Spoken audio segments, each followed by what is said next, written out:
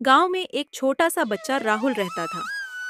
राहुल बहुत समझदार और प्यारा बच्चा था, लेकिन एक चीज उसे समझ नहीं आती थी। 15 अगस्त के दिन सभी लोग तिरंगा क्यों फहराते हैं और क्यों इतना उत्सव मनाते हैं।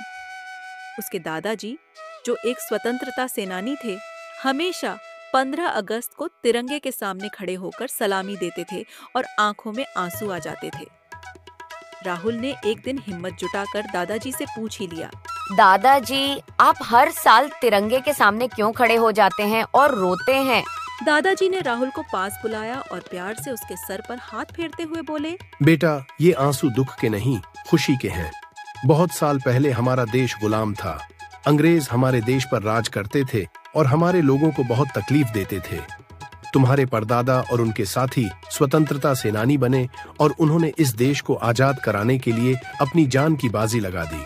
राहुल ने उत्सुकता से पूछा, फिर क्या हुआ दादाजी? दादाजी ने गर्व से कहा, उनकी मेहनत और कुर्बानियों के कारण 15 अगस्त 1947 को हमारा देश आजाद हुआ। उस दिन पहली बार हमने अपने देश का तिरंगा फहराया। इस दिन की याद में हम हर साल 15 अगस्त को तिरंगा फहराते हैं और अपने उन वीर सेनानियों को याद करते हैं जिन्होंने हमारे लिए आजादी दिलाई। अब समझ में आया दादाजी, इस तिरंगे में हमारे वीरों का खून, पसीना और उनके सपने बसे हैं। हमें हमेशा इसका सम्मान करना चाहिए। हाँ बेटा, और तुम्हें भी हमेशा इस तिरंगे का सम्मान करना चाहिए, क्योंकि ये सिर्फ एक ध्वज नहीं, हमारी आजादी की निशानी है।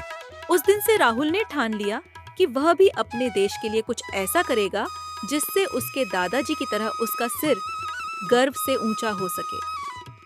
और इस तरह राहुल ने 15 अगस्त के महत्व को समझा और देशभक्ति की भावना को अपने दिल में बसा लिया।